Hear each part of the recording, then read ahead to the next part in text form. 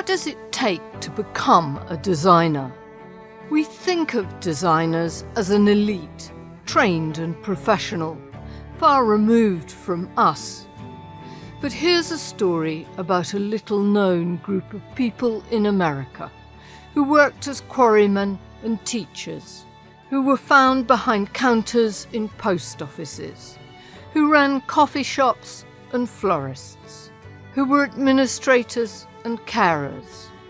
They were people who did quite ordinary jobs, but at the same time, each and every one of them was part of an extraordinary creative community that enabled them, without formally recognised training, to become skilled textile designers.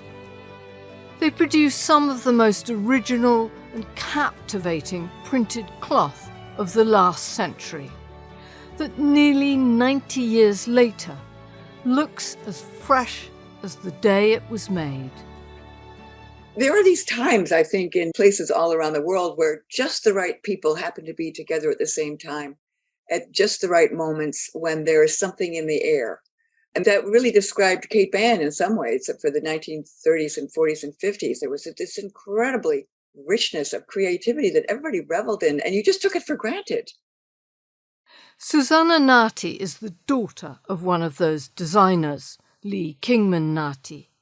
And Cape Ann is where Susanna has lived all her life, and where this community, the Folly Cove Designers, began in the late 1930s. This story belongs in Haptic and Hugh's season, Threads of Survival, because it's about the way in which the vitality and beauty of these fabrics have stood the test of time, as really good design always does. But there's something else important here.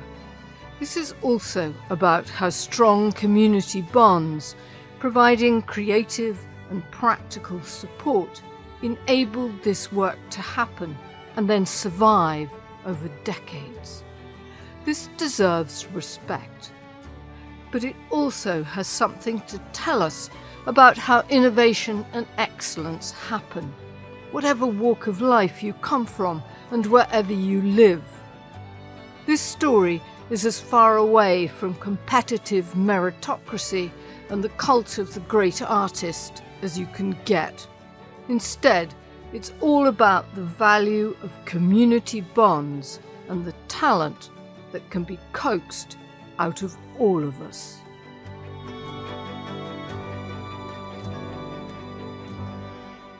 Welcome to Haptic and Hugh's Tales of Textiles. My name is Jo Andrews, and I'm a hand weaver interested in what textiles tell us about the story of humanity, and in particular what they have to say about the lives of those who make cloth and fabric. Lee Rutledge, a listener, alerted me to the story of Folly Cove last year. Thank you, Lee. And earlier this year, I managed to get to Massachusetts with a microphone in hand. Cape Ann is an interesting area of America. Think rocky coves, fishing harbours, granite quarries and sailors' missions. This is a place of tough New England lives. In Gloucester, which is the main town in Cape Ann, there's a big banner on the front of the local museum that says simply, "Storms rage, Gloucester endures." But it was in this unlikely setting that a unique textile story was born.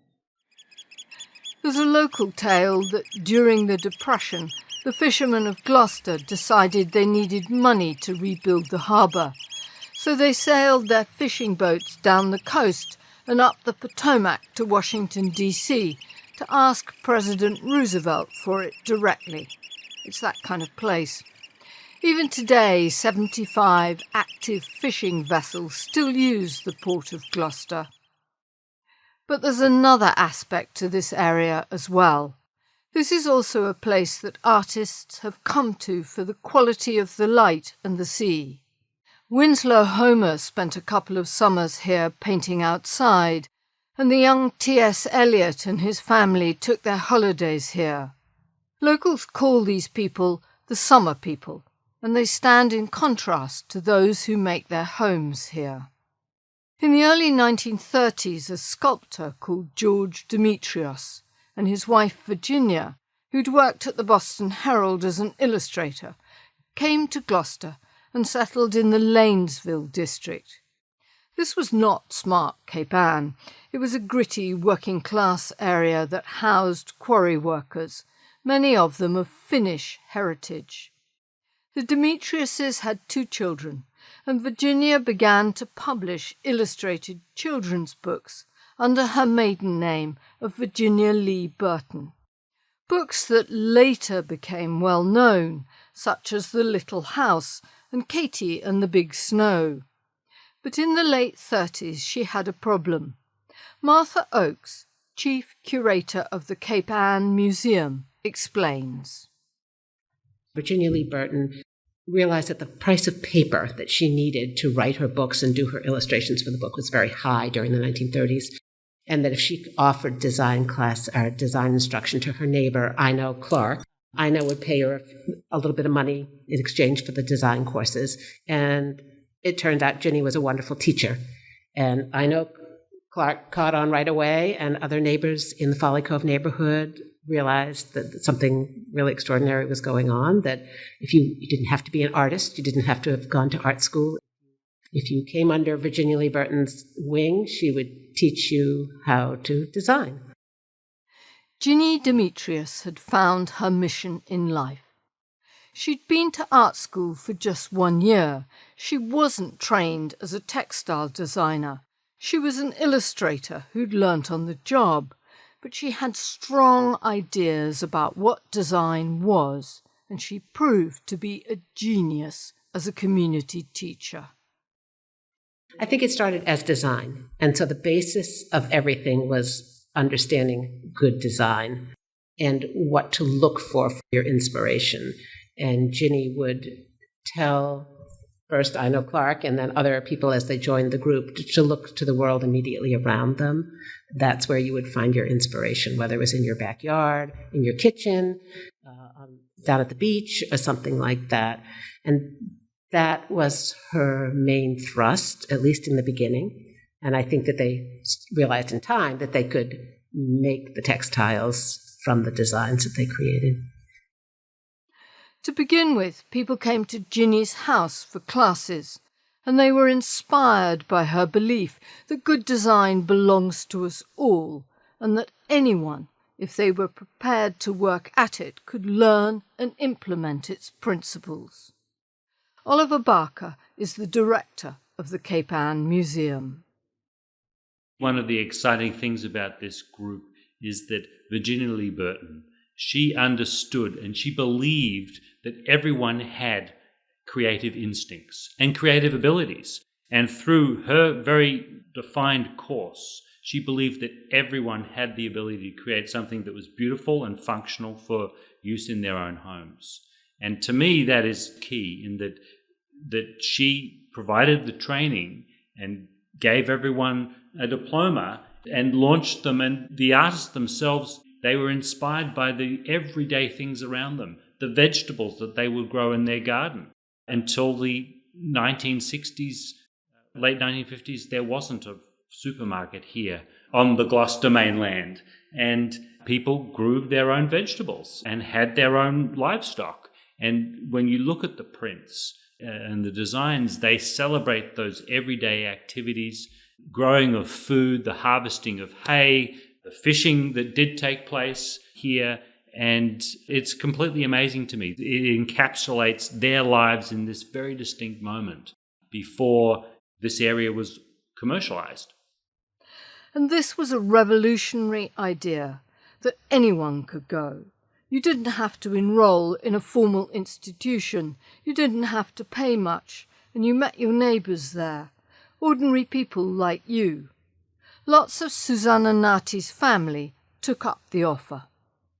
Well, Ginny offered a course in design to the local populace, and My mother, I think, thought, well, why not? She was friends with Ginny, and I actually don't know when it was that my father took the course as well, whether it was at the same time as my mother or not, but quite a number of my family members took the course, and two of my aunts, my Finnish aunts, Anna and Saima, and one of my uncles, Aino, who became one of the most prolific of the designers throughout the course of its existence, and my mother and my father. My father didn't keep up with it.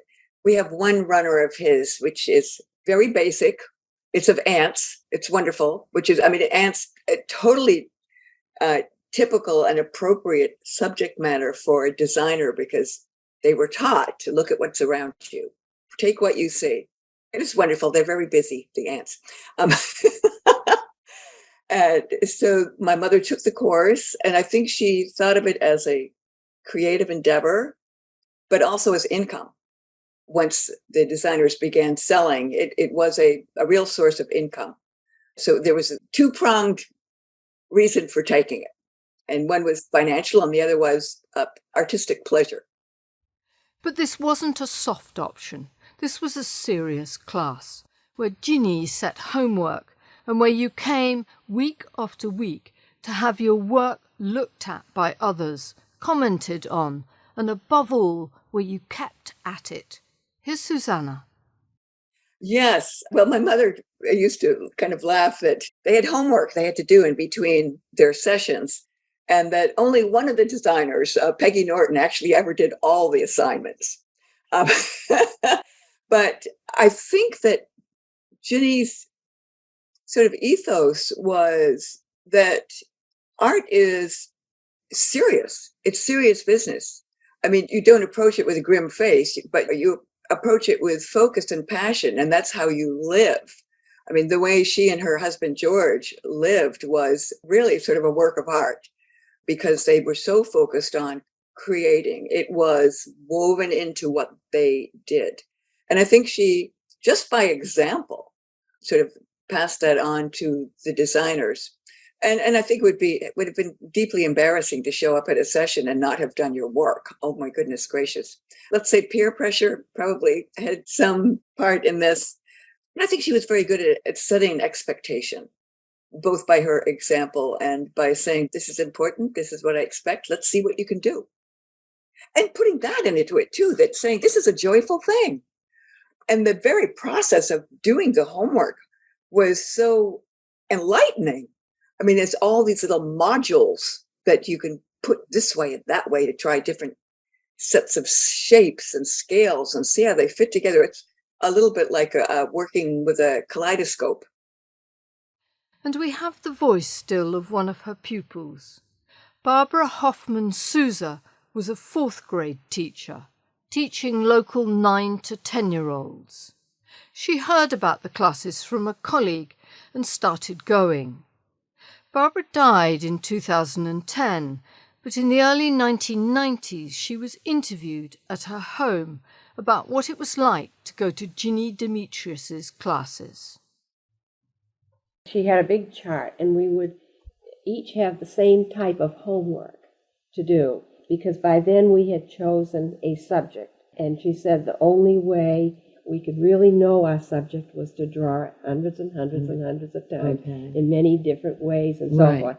So this was part of her step-by-step process in creating a design. And she would put up all of the homework, and we would look at it. She'd criticize it, tell us what to do differently. And this is where you got the idea that the group worked together because they'd offer suggestions for you to go home and try. And I can remember Ginny's famous saying, don't talk about it, do it. What if I did this, or what if I did that? Don't talk about it, do it. She was a wonderful teacher. Ginny's passion for good design and passing on the principles of this are borne out by her original teaching materials, which are in the library of the Cape Ann Museum. You can still see the pinholes where she pinned up her charts. Trenton Carles, the head librarian and archivist, looks after them. So what we have out here are large sheets that she would use with the Folly Cove designers to teach them. Lesson 1, what is design? A plan for certain purpose, not accidental, a means of saying something, not doodling. And so each week or each day or whenever they would meet, they would go over these different lessons that she had. She had homework, things for them to do when they went home, and tons of stuff in between. So yeah, it's a really nice collection. And then as you look into some of these other boxes, you'll get to see some of the work that went into creating the drafts. So we have each of these different lessons in the circle, and these would be her folders based off of how one would draw a circle and how one would compare it to another size. Unequal sizes, 2-part equal, subject black, outside white, and just really intense attention to detail. Oliver Barker, the museum director, says her teaching was inspirational. The exercise is the one that we're looking at here that encourages everyone to draw for half an hour, making straight lines daily. I think it's a course that we could all benefit from. I have heard that as an individual, Virginia Lee Burton had amazing discipline. She was a mother, an artist, and an author. And so I know that in order to do everything she did, she got up very early in the day and really grabbed every possible moment in which to create beautiful things for the enjoyment of others. But this wasn't discipline just for the sake of it. There was a purpose behind all of this. It created excellent designers. Here was a group of people bringing up their families, working at their jobs, living on the face of it very ordinary lives. But through these classes, they developed an extraordinary talent and a skill they put to use. The classes seem to have begun without any clear idea of producing textiles. But at some stage they decided to transfer their designs to lino blocks and print them onto fabric or paper. Martha Oakes, chief curator of the Cape Ann Museum, spoke to me in their Folly Cove gallery. So the blocks that they used are plywood with battleship linoleum adhered to the top of it, and the design is drawn on the linoleum and then carved on the linoleum. They would carve with something that almost looks like an X-Acto knife. It could take hundreds of hours to carve, which is quite amazing. And some of the designers report using the blocks so much that the edges of their designs would become worn down, and so they would recreate a block again. If it was something that was very popular and they printed it over and over again, they might need to recarve the block. Virginia Lee Burton created a diploma that she would give to her students as they completed a block, probably their first block. And there's an example of it on the wall behind you there, and it shows the designer working. And it's interesting to point out in the very beginning, before anybody had a press, the inked design would be transferred from the block to the fabric or the paper, whatever they were printing on, by turning the block upside down and then jumping on it. And so the diploma behind you shows the designer at the very end. She puts her block down and jumps on it, which is just wonderful to think. This is in the 1940s, when there certainly were presses. And then in time, they realized that wasn't the most efficient way to mass produce designs, and so many designers acquired presses. This was hard work, but what they produced was exquisite. It is quite unlike other design of the time, very much unto itself. Detailed blocks of fishermen smoking pipes and mending nets, winter figures collecting sap from sugarbush trees in deep snow, spring lambs, oak trees and acorns, blocks called picking daisies, pigs in clover, or cranberry bog. The detail and sense of life about them is extraordinary. Here's Oliver Barker. I think they date incredibly well. We were in the galleries today, and one of the prints that we have on display is The Gossips by Virginia Lee Burton. And you can hear the whisper going between them, which I just love. And another wonderful print that we have in the collection is the Fin Hop. And when you look at it, the vitality of these dancing figures is just, it transports you. So I think that the images themselves and the sentiments that they embody are so relevant for audiences today. Susanna Nati believes that the design is so good because Ginny Demetrios taught them to think about what they loved and what they could see around them. I think first and foremost, maybe even before the elements of design, which were clearly the building blocks for what made these so successful, was her really adamant statement to them that do what's around you. I'm always amazed at the diversity of the designs and the subject matter, but they are all based on their lives. A lot of nature, a lot of activities, even bird watching or skiing or something like that, or farming, and a few abstract ones, which I really love. And I think about, I know Clark's, it's antique musical instruments, which to my mind is a tour de force of design because of the fineness of the lines that she had to cut. But she had a great love for musical instruments. This is something that she knew and loved, and it comes through. One of my favourites is Ano Clark's print, called simply My Friday. It does something startling, something I've never seen before or since on a piece of fabric. It tells a story of what a woman's life was like in 1950. It tracks her day in a series of vignettes, from getting out of bed in the morning, dressing, showering, housework, ironing, mowing the lawn, hanging out the washing, digging the garden, and playing the violin. It's full of life, humour, and honesty. Gradually, a system developed where the Folly Cove designers worked mostly on their designs during the winter and sold their work in the summer. Martha explains. At the height, you can see there were a lot of designers. I don't know how many we say, 35 or 40 designers, and they would largely work on their own. They would come together for the instruction and for the critiquing. But this was something they could do at home in their own time, around other responsibilities. And I think that the goal, as best I can tell, was to have one finished block per year. Now, some designers, of course, had many more than that. If you had no children or you didn't have another job, you had much more time. But that there would be an opening in the spring or early summer in their barn in Folly Cove, and the new designs that were created over the winter were revealed and shared with the public. But behind this system was a strong system of peer judgment and hard work, as Susanna knew. It's very labor intensive, and it was also reflected the seriousness with which they took it, is that you would create the design, you would meet, you would get input from the other designers, you would make a final design, it had to pass a jury selection. And then you would go and carefully transfer your design the old-fashioned way, I think, by rubbing, carbon on the back of the design and then pressing down into the block to get that in itself was labor intensive. And then India inking in all of the places that you were going to be cutting or leaving. I don't remember which was the positive space and which was the negative space, but and then painstakingly cutting it out. I just found a block that my mother had started, and she was maybe 1/25 of the way into it, and she apparently made a mistake. So she had to start the entire process over again, because there's no correcting a mistake when you have a linoleum block.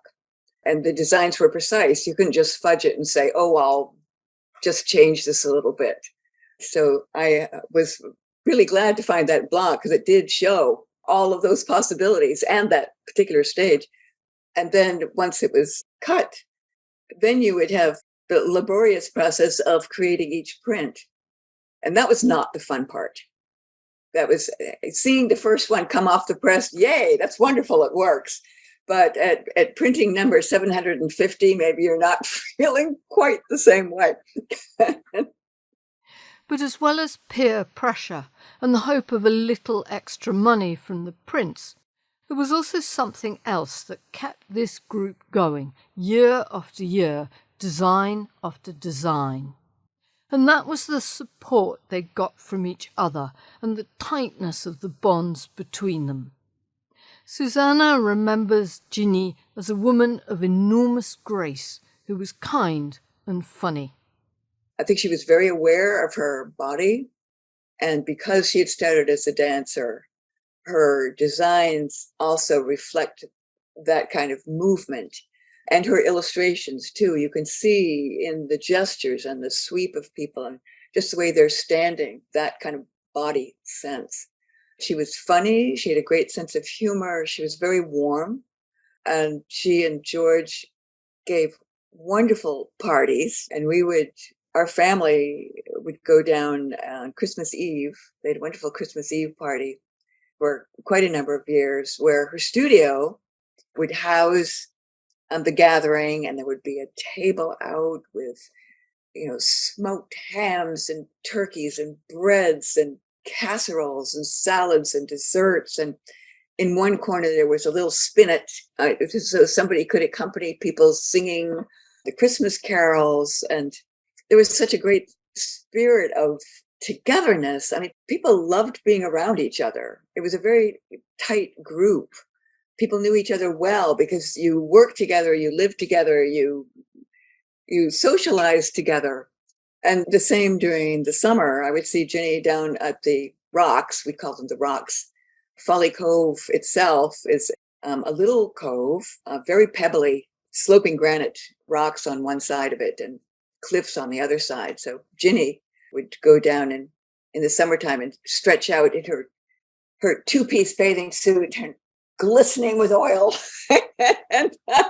and we would find her down there. My parents and my mother and my brother and I would go down there to the same hard rocks, not a beach. If you spread out a towel, you're going to feel the lumps. There's no doubt that the strong community bonds plus an inspirational leader are what kept this group together and productive for so long. Just listening to Susanna makes you almost envious of what they had. And there was so much village feeling to it. I heard a wonderful story from one of my cousins, my oldest aunt and her husband, and I think 3 or 4 little girls, she ended up having 5, had moved back to Lanesville from being away for a while, and they all got this flu. They were all very, very sick. And my cousin remembers a knock on the door, the front door, and my aunt opened it, and there was Ginny and George and the 2 boys with baskets filled with food for the family. I mean, it was just lovely. And that was how it was. I mean, people watched out for each other. I think I may be over-romanticizing it, but there was a real feeling of community. They sold table linens and curtain lengths and some pre-made clothing, and slowly they gathered a reputation. And as Susanna remembers, it did bring in some much-needed family funds. Enough to make it worth it. But when I think of what people get paid now, it's truly stunning what people lived on. And I think, perhaps people's expectations about what they needed for disposable income was very different too. People didn't feel the need to buy a lot of things, plus which the designers were making a lot of their own things, curtains and tablecloths and all those things. But I mean, a mat at the time was $1.15, which is stunning for the amount of labor that went into create one mat. Now it kind of blows my mind, but that was not considered, an outrageous price at the time to be charging for that. I think between my mother's income as a writer and as a designer, she really felt like she was pulling her weight in the marriage. And I think that was really important to her. And because this design was good, the department stores came calling. Here's Martha. During the 1940s, they caught the attention of some of the biggest department stores in America and were able to sell table linens, in some cases pre-made clothing that they made with the designs on them. And it just caught people's interest. It's hard to know why, but they were quite successful. And from what I read, they could have gone further if they sort of had turned the process over to, say, Rich's department store and let Rich's mass produce them. But they didn't want to give up control. They wanted to be the ones who printed and had sort of quality assurances about their work. But something about their work just caught people's imagination. And this scrapbook in front of us here has numerous articles that every summer when they would have their opening, people would flock to the barn to see what new designs had been created. And these designs have a charm and a simplicity of their own, something that endures in them and stands outside the cycles of fashion and style, as Martha knows. I often come in this gallery and I find people here draped over these computers looking at all the designs. I can walk away, I come back 20 minutes later, they're still here.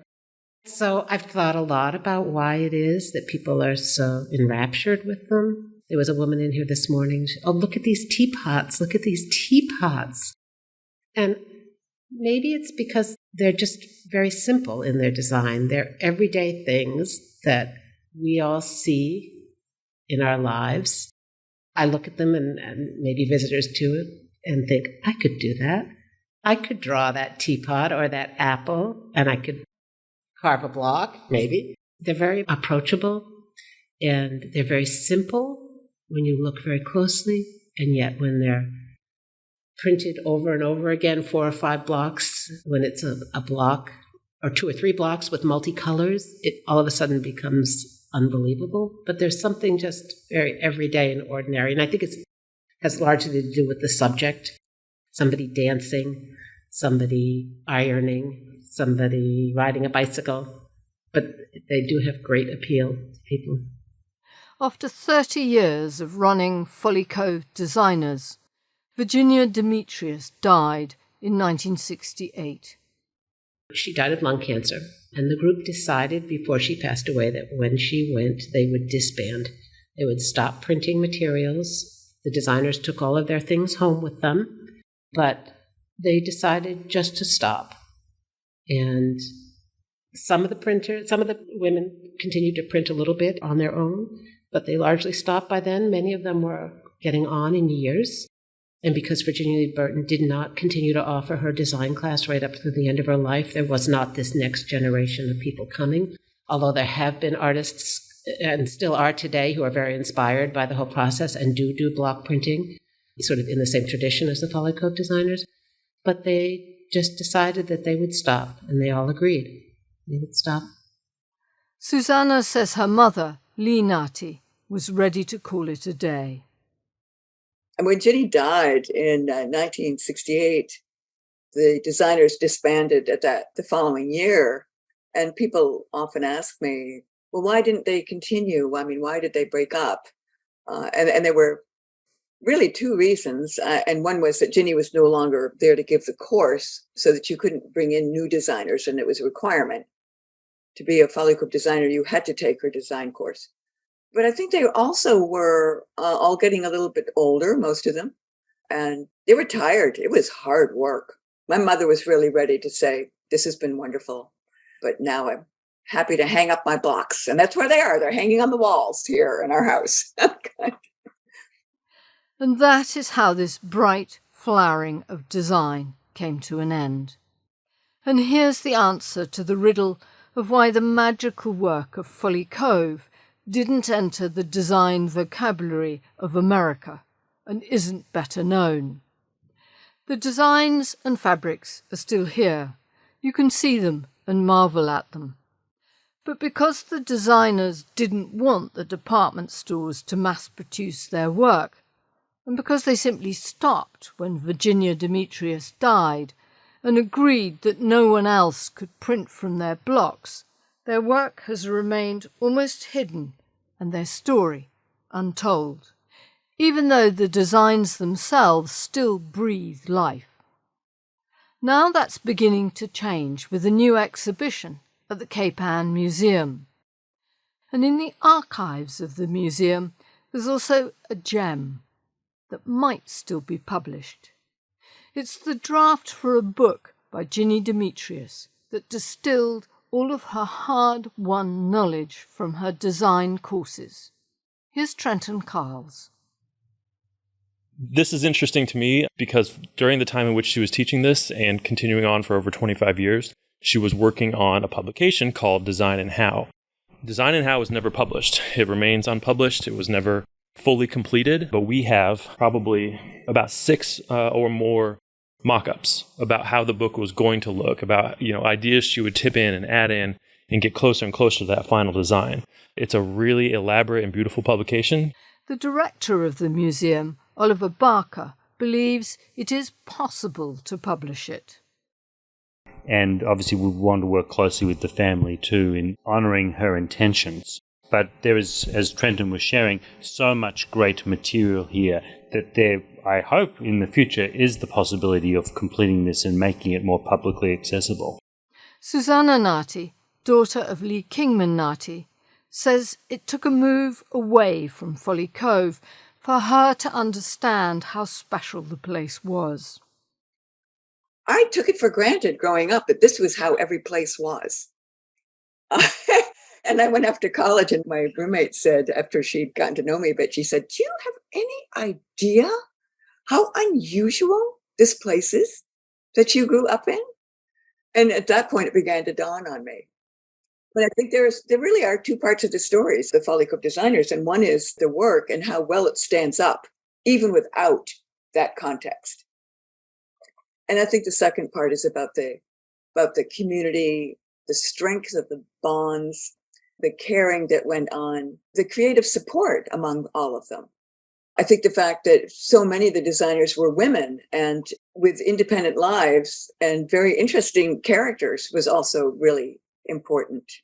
I think the fact that it is now part of the Cape Ann Museum, and the Cape Ann Museum has recognized that they have an important place in the art and culture of Cape Ann. It means everything to me. It was extraordinarily important to my mother, and she was very glad to see that happen. Thank you for listening to this episode of Haptic and Hue, and a huge thank you to all at the Cape Ann Museum for being so generous with their time and their insight. Thank you also to Betsy Chittenden, who acted as my chauffeur and pathfinder on this trip, and with whom I shared one of the finest lobster rolls I have ever eaten in Gloucester. If you would like to see pictures of the Folly Cove designs and the designers, the tools and the blocks they made, or read the full script of this podcast, you can find it all on Haptic and Hue's website at www.hapticandhue.com/listen. Haptic and Hue is hosted by me, Jo Andrews, and produced and edited by Bill Taylor. It's an independent production supported entirely by its listeners, who bring us ideas and generously fund this podcast via Buy Me a Coffee. If you'd like to contribute, you'll find the button on our website at www.hapticandhue.com. We'll be back on the first Thursday of next month with another tale, this time about reuniting Japanese families with long-lost flags from their relatives. Meanwhile, instead of a poem, I'll leave you with Ginny Demetrius's introduction to her unpublished book of design. It has something to tell all of us who work at acquiring a skill with our hands. She writes, "This book is a primer for the beginner and a primer for the designer, particularly for the designer craftsman. It is an elementary course in design based on practice rather than theory. No previous training is necessary and requirements are few. A desire to learn, a willingness to work, time to practice, and an open mind. It is simple but not easy. It is a beginning with no end. And the more you learn, the harder it is. You'll get as much out of this book as you put in, because this is a way that works if you work too."